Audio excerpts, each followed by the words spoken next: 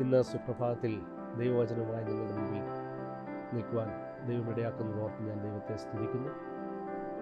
കർത്താവ് നമ്മളെ ഓരോ ദിവസവും പുതിയ പുലരി തന്ന് സുപ്രഭാതത്തിൽ ദൈവത്തെ സ്തുതിക്കുവാൻ, ദൈവത്തിൻ്റെ നന്മകളെ ഓർക്കുവാൻ ദൈവം നൽകുന്ന എല്ലാ അവസരങ്ങൾക്കായി ഞാൻ ദൈവത്തെ സ്തുതിക്കുന്നു. ദൈവവചനത്തിൽ നാം നോക്കുമ്പോൾ കർത്താവ് നമ്മളെക്കുറിച്ച് ആഗ്രഹിക്കുന്നത് ദൈവത്തിനും മനുഷ്യർക്കും പ്രയോജനപ്പെടുന്ന, അതായത് നല്ല സുഗന്ധമുള്ളവരായി തീരുക എന്നുള്ളതാണ്. ഇന്നത്തെ എൻ്റെ ഈ ചിന്താവിഷയം കർത്താവിൻ്റെ സൗരഭ്യവാസന എന്നുള്ള വിഷയത്തെക്കുറിച്ചാണ്. ക്രിസ്തുവിനായി സൗരഭ്യവാസനയാകുക നമ്മുടെ ജീവിതം കൊണ്ട്. അതിനാധാരമായിട്ട് ദൈവത്തിൻ്റെ വചനത്തിൽ നിന്നും 2 കൊരിന്ത്യർ 2-ാം അധ്യായം അതിൻ്റെ 15-ാം വാക്യം ഞാൻ വായിക്കുവാനായിട്ട് ആഗ്രഹിക്കുകയാണ്. രക്ഷിക്കപ്പെടുന്നവരുടെ ഇടയിലും നശിക്കുന്നവരുടെ ഇടയിലും ഞങ്ങൾ ദൈവത്തിന് ക്രിസ്തുവിൻ്റെ സൗരഭ്യവാസനയാകുന്നു. ഒരിക്കൽ കൂടി ഞാൻ വായിക്കുന്നു. രക്ഷിക്കപ്പെടുന്നവരുടെ ഇടയിലും നശിക്കുന്നവരുടെ ഇടയിലും ഞങ്ങൾ ദൈവത്തിന് ക്രിസ്തുവിൻ്റെ സൗരഭ്യവാസനയാകുന്നു. ഒരു നിമിഷം പ്രാർത്ഥിക്കാം. പരിശുദ്ധനായ ദൈവമേ, സ്വർഗീയ പിതാവേ, ഈ വചനത്തിനായി സ്തോത്രം ചെയ്യുന്നു. ഇന്ന് ഈ പകൽക്കാലം കർത്തൃസന്നിധിയിൽ കർത്താവേ, ഈ വചനം ഞങ്ങൾ ധ്യാനിക്കുമ്പോൾ കർത്താവിൻ്റെ ആത്മാവ് വാസ്തവമായി ഹൃദയങ്ങളോട് ഇടപെടുകയും സംസാരിക്കുകയും ചെയ്യണമേ എന്ന് പ്രാർത്ഥിക്കുന്നു. അവിടുത്തെ ആത്മാവിനാൽ ശക്തിപ്പെടുത്തണമേ. ശേഷാൽ കേൾവിക്കാരായ ഓരോ പ്രിയപ്പെട്ടവരുടെ ഹൃദയത്തോടും ദൈവാത്മാവ് വ്യക്തമായി ഇടപെടുകയും സംസാരിക്കുകയും ചെയ്യണമെന്ന് പ്രാർത്ഥിക്കുന്നു.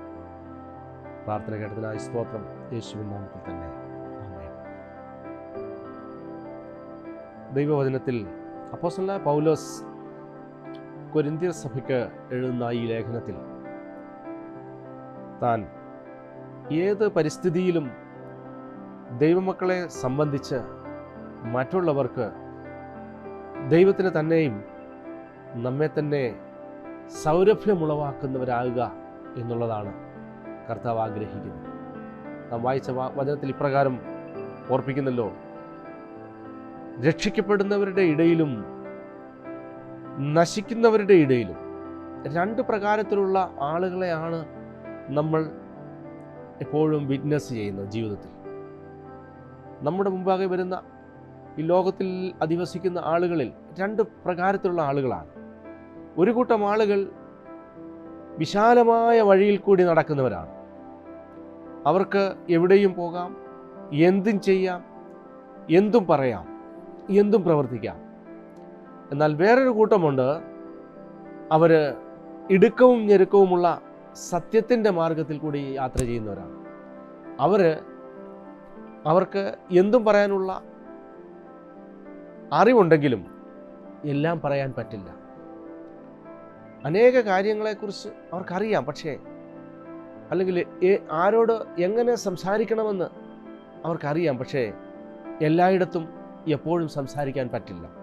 കാരണം സത്യത്തിൻ്റെതായിരിക്കുന്ന വഴിയിൽ യാത്ര ചെയ്യുകയാണ്. ഈ സത്യത്തിൻ്റെ വഴിയിൽ യാത്ര ചെയ്യുമ്പോൾ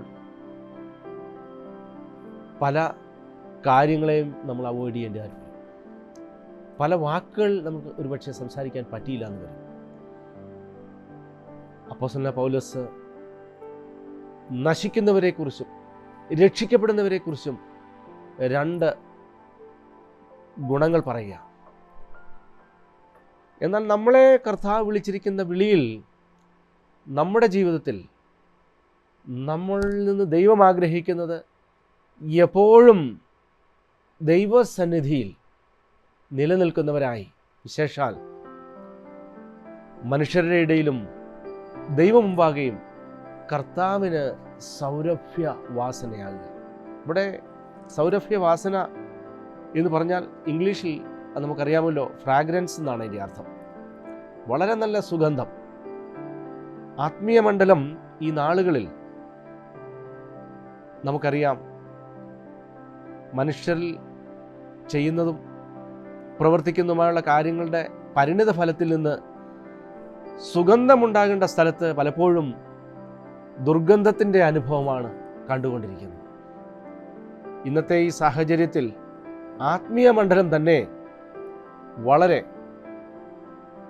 ദുർബലമായിക്കൊണ്ട് ക്രിസ്തുവിൻ്റെ സൗരഭ്യവാസന പരത്തേണ്ടതായിട്ടുള്ള ദൈവമക്കൾ, അല്ലെങ്കിൽ സുവിശേഷം പ്രസംഗിക്കുന്നവർ, അല്ലെങ്കിൽ കർത്തൃവേലക്കാർ ഇന്നത്തെ മീഡിയയിലും മറ്റുമായി നമ്മൾ കേൾക്കാറുണ്ട്. ഒരിക്കലും നാം കേൾക്കുവാൻ ആഗ്രഹിക്കാത്ത കാര്യങ്ങളായിരിക്കും കേൾക്കുന്നത്. ആ സ്മെല്ല്, ആ ഗന്ധം ഒരിക്കലും കർത്താവിന് അല്ലെങ്കിൽ മറ്റുള്ളവർക്ക് വേണ്ടി ഒരു സുഗന്ധമായി മാറുന്നില്ല. പലപ്പോഴും പലരുടെയും ജീവിതത്തിൽ കൂടെ നാം കാണുന്നത് അവരുടെ പ്രവൃത്തിയിലൂടെ, അവരുടെ വാക്കുകളിലൂടെ ഒക്കെയും മറ്റുള്ളവരെ വേദനിപ്പിക്കുന്ന, അല്ലെങ്കിൽ ദുഷിപ്പിക്കുന്ന, അല്ലെങ്കിൽ ദുർഗന്ധമുളവാക്കുന്ന അനുഭവം വരാറുണ്ട്. അത് നിർഭാഗ്യവശാൽ അങ്ങനെ സംഭവിക്കുകയാണ്. എന്നാൽ കർത്താവിൽ വിളിച്ചു ചേർക്കപ്പെട്ടിരിക്കുന്ന എൻ്റെയും നിങ്ങളുടെയും ജീവിതത്തിൽ നാം ഏത് സമയത്തും കർത്താവിന്, മറ്റുള്ളവർക്ക് സുഗന്ധം കൊടുക്കുന്നവരായിരിക്കും. ഏതെങ്കിലും ഒരു ഭവനത്തിൽ നാം കടന്നു ചെല്ലുമ്പോൾ അവിടെ നമുക്കറിയാം, പലപ്പോഴും ആൾക്കാർ അവരുടെ ഭവനത്തിൽ, അവരുടെ മുറ്റത്ത് നല്ല ചെടികളൊക്കെ വച്ച് പിടിപ്പിക്കാറുണ്ട്. ഈ ചെടികൾ, അനേക ചെടികളുണ്ട്. ചെടികൾക്ക് നല്ല പുഷ്പങ്ങളുമുണ്ട്. എന്നാൽ എല്ലാ പുഷ്പങ്ങളും സുഗന്ധമുള്ളതല്ല. ചില പുഷ്പങ്ങളൊക്കെ കാണാൻ നല്ല കളറുള്ളതാണ്. അതിൻ്റെ നിറം വളരെ നമ്മളെ ആകർഷിക്കത്തക്ക നിറമുള്ളതാണ്. പക്ഷെ അടുത്ത് ചെന്ന് നാം അതിനെക്കുറിച്ച് അത് സ്മെല്ല് ചെയ്യാൻ ശ്രമിക്കുമ്പോൾ, അതിനെ ഒന്ന് മണക്കുവാൻ ശ്രമിക്കുമ്പോൾ അതിനൊരു സ്മെല്ലും കാണില്ല. എന്നാൽ ചില പുഷ്പങ്ങൾ അങ്ങനെയല്ല. അത് നല്ല കളറും കാണും, അതോടൊപ്പം തന്നെ നല്ല സുഗന്ധവും കാണും. എന്നാൽ പലപ്പോഴും നമ്മൾ ചില ഭവനങ്ങളിലൊക്കെ ചെല്ലുമ്പോൾ നല്ല പുഷ്പം നാം കാണുകയാണെങ്കിൽ, ഇതുപോലെ നമ്മളെ വളരെ ആകർഷിക്കുന്നതായിട്ടുള്ള നല്ല സുഗന്ധമുള്ള പുഷ്പമാണെങ്കിൽ, നമ്മൾ രണ്ട് സൈഡിലോട്ട് നോക്കിയിട്ട് എന്താ ചെയ്യുന്നത് ചോദിച്ചാൽ, നമ്മൾ ആരും കാണാതെ ആ പുഷ്പത്തെ അറുത്തെടുത്ത് നമ്മുടെ പോക്കറ്റിലിടും. സാധാരണ മാനുഷികമായി ചെയ്യുന്ന ഒരു കാര്യമാണ്. പക്ഷെ അതിനകത്ത് ഒരു വലിയ തത്വം അടങ്ങിയിട്ടുണ്ട്. കാരണം നമ്മൾക്ക് വളരെ സുഖകരമായി തോന്നിയ, വളരെ സുഗന്ധമുള്ള, നമ്മളെ ആകർഷിക്കത്തക്ക നിലവാരത്തിൽ അതിൻ്റെ ഗന്ധം നമ്മളെ അതിലേക്ക് ആകർഷിച്ചിരിക്കുക. അതുകൊണ്ട് നമ്മൾ എന്താ ചെയ്തത്? ആ പുഷ്പം ഇറുത്തെടുത്ത് നമ്മുടെ പോക്കറ്റിലാക്കി നമ്മൾ കൊണ്ടുപോവുകയാണ്. നമ്മുടെ പ്രവൃത്തിയിലൂടെ, നമ്മുടെ ശുശ്രൂഷയിലൂടെ, നമ്മുടെ നാനാവിധമായിട്ടുള്ള പ്രവർത്തനങ്ങളിലൂടെ നമ്മളെ ആഗ്രഹിക്കത്തക്ക കർത്താവിൽ സുഗന്ധം പരത്തുന്നവരായിരിക്കും. ഈ പകൽക്കാലം പ്രഭാതത്തിൽ എനിക്ക് നിങ്ങളോട് പറയാനുള്ള ഇതാണ്. നമ്മുടെ ജീവിതത്തിൻ്റെ തുടക്കം തന്നെ, ഒരു ദിനത്തിൻ്റെ തുടക്കം തന്നെ ഒരു പുഷ്പത്തിൽ നിന്നും സുഗന്ധം വ്യാപരിക്കുന്നത് പോലെ, പരക്കുന്നത് പോലെ, നമ്മളെ നേരിട്ട് കാണുന്നവരും, നമ്മൾ ഇടപെടുന്നവരും, നാം സംസാരിക്കുന്നവരും പോട്ടെ, നമ്മുടെ ഭവനത്തിൽ പോലും ഈ സുഗന്ധം പരത്തുവാൻ, മറ്റുള്ളവരത് ഗ്രഹിക്കുവാൻ, അത് ആഗ്രഹിക്കത്തക്കതാകുവാൻ ദൈവം നമ്മളെ ഇടയാക്കട്ടെ എന്നാണ് എൻ്റെ പ്രാർത്ഥന. പലപ്പോഴും ജീവിതത്തിൻ്റെ സാഹചര്യങ്ങളിൽ പെട്ട് നമ്മൾ ഉഴലുമ്പോൾ നമുക്ക് മറ്റുള്ളവർ, അല്ലെങ്കിൽ നമ്മുടെ ജീവിതത്തിൽ തന്നെ നമുക്ക് ഏതാണ് നമ്മുടെ സുഗന്ധം, അല്ലെങ്കിൽ നാം സൗരഭ്യവാസന ഏത് രീതിയിലാണെന്ന് പോലും നമുക്ക് ചിന്തിക്കാൻ പലപ്പോഴും പറ്റാറില്ല. എന്നാൽ ദൈവം നമ്മളെക്കുറിച്ച് ആഗ്രഹിക്കുന്നത് ജീവിതത്തിൻ്റെ ഏത് സാഹചര്യങ്ങളായാലും, അത് കൈപ്പേറിയ സാഹചര്യമാകട്ടെ, അത് മധുരിക്കുന്ന അനുഭവങ്ങളാകട്ടെ, ഏത് സാഹചര്യത്തിലും നാം ക്രിസ്തുവിൽ മറ്റുള്ളവർക്ക് സൗരഭ്യവാസനയാണ്. ദൈവം ആഗ്രഹിക്കുന്ന അതാണ്. കർത്താവിൻ്റെ വേല ചെയ്യുന്ന, അല്ലെങ്കിൽ കർത്താവിനെ പ്രസംഗിക്കുന്നവരാണെങ്കിൽ, അല്ലെങ്കിൽ കർത്താവിനെ വിശ്വസിച്ച് അനുധാവനം ചെയ്യുന്നവരാണെങ്കിൽ, കർത്താവ് ആഗ്രഹിക്കുന്ന ഒരു കാര്യമുണ്ട്. ആ കർത്താവിലുള്ള സുഗന്ധം അത് മറ്റുള്ളവരിലേക്ക് പരക്കുവാനിടയായിത്തീരും. അവിടെയാണ് നമ്മുടെ ജീവിതത്തിൽ യഥാർത്ഥമായിട്ടും കർത്താവ് ആഗ്രഹിക്കുന്ന ആ അളവിൽ നമ്മൾ എത്തിച്ചേരുന്നത്. പ്രകാശിതവാക്യം അല്ലെങ്കിൽ ബുക്ക് ഓഫ് റെവലേഷൻ നമ്മൾ വായിക്കുന്നു. വെളിപ്പാട് പുസ്തകം അതിൻ്റെ 5:8 അവിടെ പറയുന്നത് നമ്മുടെ പ്രാർത്ഥനകൾ ദൈവത്തിന് സൗരഭ്യവാസനയാണ്. നമ്മുടെ പ്രാർത്ഥനകൾ ദൈവത്തിന് സൗരഭ്യവാസനയാണ്. വിശുദ്ധന്മാരുടെ പ്രാർത്ഥനയാകുന്ന ധൂപം ആ ദൈവസന്നിധിയിൽ എത്തുന്നതാണ്. യോഹന്നാന്റെ സുവിശേഷം 12-ാം അധ്യായം അതിൻ്റെ 3-ാം വാക്യത്തിൽ ഒരു ഉദാഹരണം നമുക്ക് കാണാം. അപ്പോൾ മറിയ വിലയേറിയ സ്വച്ഛജടമാംസി തൈലം ഒരു റാത്തലെടുത്ത് യേശുവിൻ്റെ കാലിൽ തൻ്റെ തലമുടി കൊണ്ട് കാൽ തുവർത്തി. തൈലത്തിൻ്റെ സൗരഭ്യം കൊണ്ട് വീട് നിറഞ്ഞു. ഇവിടെ യേശുവിനെ അനുധാവനം ചെയ്തിരുന്ന, കർത്താവിനെ അനുഗമിച്ചിരുന്ന ഒരു സഹോദരിയുടെ സാക്ഷ്യമാണ്. താൻ ചെയ്തതാണ്. എന്താണ് താൻ ചെയ്തതെന്ന് ചോദിച്ചാൽ, കർത്താവ് പിടിക്കപ്പെടുന്നതിന് മുമ്പ്, കുരിശിലേറ്റപ്പെടുന്നതിന് ചില ദിവസങ്ങൾക്ക് മുമ്പ് ഒരു ഭവനത്തിൽ വന്നു. ആ ഭവനത്തിൽ വന്നപ്പോൾ ഈ മറിയ എന്നു പേരുള്ള ഈ സ്ത്രീ താൻ വിലയേറിയ സ്വച്ഛജടമാംസി തൈലം, വളരെ നല്ല പെർഫ്യൂമാണ്, താൻ കൊണ്ടുവന്ന് കർത്താവിൻ്റെ കാലിൽ തുവർത്തി. കാലിൽ പുരട്ടിയിട്ട് തലമുടി കൊണ്ട്, സ്വന്തം മുടി കൊണ്ട് താൻ അത് തുടയ്ക്കുവാനായിട്ട് ഇടയെത്തി. എന്നാൽ നമ്മൾ അവിടെ വായിക്കുന്നത്, അത് ആ ഒരു പ്രവൃത്തി താൻ ചെയ്തപ്പോൾ ആ വീട് മുഴുവൻ ആ സുഗന്ധം നിറയുവാനായിട്ട് ഇടയെത്തി. എല്ലാവർക്കും നല്ലതായി തോന്നി. നമുക്കറിയാം, കർത്താവിനോടുകൂടെ 12 ശിഷ്യന്മാർ എപ്പോഴും കാണും. അപ്പോൾ ഈ 12 ശിഷ്യന്മാർക്കും ആ വീട്ടിലുള്ളവർക്കും എല്ലാം വളരെ നല്ലതായി തോന്നി. ഈ സുഗന്ധം ആർക്കും അരോചകമല്ല, എല്ലാവർക്കും ഇഷ്ടമുള്ളതാണ് സുഗന്ധം. എന്നാൽ ഒരു വ്യക്തി അവിടെ നിന്ന് പറയുകയാണ്, കർത്താവിനെ കാണിച്ചു കൊടുക്കുവാനിരുന്ന യൂദ ഇസ്കര്യോത്ത് പറയുന്നത് എന്താണെന്നറിയാമോ?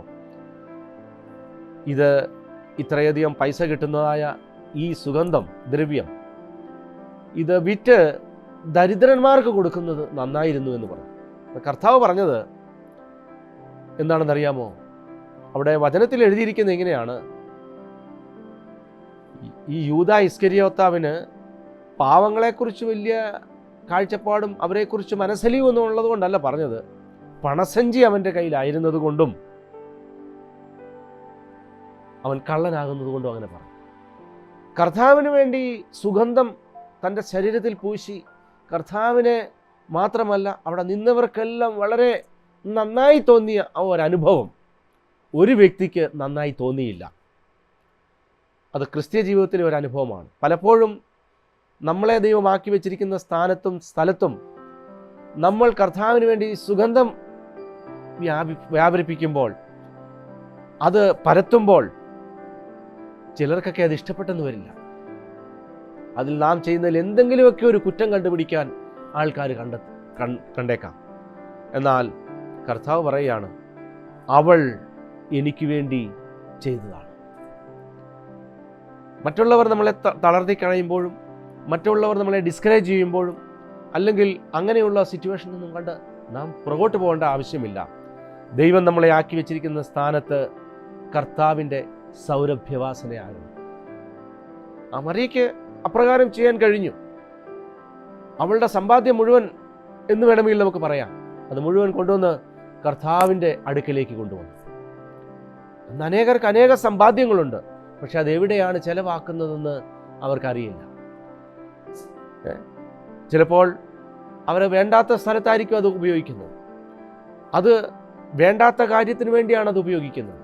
എന്നാൽ മറിയയെ സംബന്ധിച്ച് നമ്മളിവിടെ കാണുകയാണെങ്കിൽ, അവളുടെ ആത്മനാഥനായിരിക്കുന്ന, അവളെ വീണ്ടെടുത്തവനായിരിക്കുന്ന, മർക്കോസിൻ്റെ സുവിശേഷം 16-ാം അധ്യായം 9-ാം വാക്യത്തിൽ നാം വായിക്കുന്നുണ്ട്, 7 ഭൂതങ്ങൾ ബാധിച്ചിരുന്നവളായ മഗ്ദലക്കാരത്തി മറിയ, കർത്താവ് അവളെ സൗഖ്യമാക്കിയതായിരുന്നു, അവളുടെ ജീവിതത്തിൽ വ്യത്യാസം വരുത്തിയതായിരുന്നു. അവളുടെ ജീവിതം മറ്റുള്ളവർക്ക് ഒരു സുഗന്ധത്തിൻ്റെ അനുഭവത്തിലേക്ക് കർത്താവ് അവളെ മാറ്റി. അങ്ങനെയെങ്കിൽ നമ്മുടെ ജീവിതം ഒരിക്കൽ നാറ്റമുള്ളതായിരുന്നു, ഒരിക്കൽ ഒരു കാര്യത്തിന് കൊള്ളരുതാത്തതായിരുന്നു, വേണ്ടതുപോലെ ജീവിക്കാൻ അറിയാൻ വയ്യായിരുന്നവരായിരുന്നു നമ്മൾ. എന്നാൽ നമ്മുടെ ജീവിതത്തിൻ്റെ ഏടുകളിലും മേടുകളിലും കർത്താവ് കടന്നു വന്ന് അവൻ നമ്മളെ വ്യത്യാസമുള്ളവരാക്കി, ജീവിതത്തിൽ സമാധാനം നൽകി, ക്രിസ്തുവിൻ്റെ സമാധാനം നമ്മുടെ ഉള്ളിലാക്കി, നമ്മളെ ഒരു പുതു സൃഷ്ടിയാക്കി തീർത്തു. അപ്പോൾ നമുക്ക് കർത്താവിന് വേണ്ടി എന്ത് ചെയ്യാൻ കഴിയും? നമുക്ക് ഓർക്കണം, ഇന്ന് പകൽക്കാലം കർത്താവിന് വേണ്ടി നാം ചെയ്യുന്നത് മറ്റുള്ളവരും കർത്താവും ഒരുപോലെ സുഗന്ധം മണക്കുന്നതായി തീരട്ടെ. അതിൽ ഒരു കീർത്തിയുണ്ട്, അതിലൊരു സന്തോഷമുണ്ട്, അതിലൊരു ആനന്ദമുണ്ട്, അതിലൊരു അനുഗ്രഹമുണ്ട്. ആ മറിയ, കർത്താവ് ആ മറിയയെക്കുറിച്ച് പറഞ്ഞത് ഇങ്ങനെയാണ് ദൈവവചനത്തിൽ: ഈ ലോകത്തിൽ സുവിശേഷം പ്രസംഗിക്കുന്നിടത്തൊക്കെയും മറിയ ചെയ്തതും പ്രഘോഷിക്കപ്പെടും. നാം കർത്താവിന് വേണ്ടി ചെയ്യുന്ന പ്രവൃത്തികൾ, നമ്മുടെ പ്രാർത്ഥനകൾ, നമ്മുടെ ആരാധന, നമ്മുടെ പരസ്യ ജീവിതം, നമ്മുടെ രഹസ്യ ജീവിതം, ഇതിൽ നിന്നെല്ലാം നമ്മുടെ ജീവിതത്തിൽ നിന്നും കർത്താവിനായിട്ട്, കർത്താവിൻ്റെ ആളുകൾക്ക് വേണ്ടി, അല്ലെങ്കിൽ സഭയിലുള്ളവർക്ക് വേണ്ടി, മറ്റുള്ളവർക്ക് വേണ്ടി അത് സുഗന്ധമായ അനുഭവം കൊണ്ടുവരുവാൻ കർത്താവ് നമ്മളെ സഹായിക്കട്ടെ എന്നുള്ള ആഹ്വാനത്തോടും പ്രാർത്ഥനയോടും എൻ്റെ വാക്കുകളെ ഞാനിവിടെ ഉപസംഹരിക്കുകയാണ്. ദൈവമായിരിക്കുന്ന കർത്താവ് നിങ്ങളെ ഓരോരുത്തരെയും സഹായിക്കുമാറാകട്ടെ.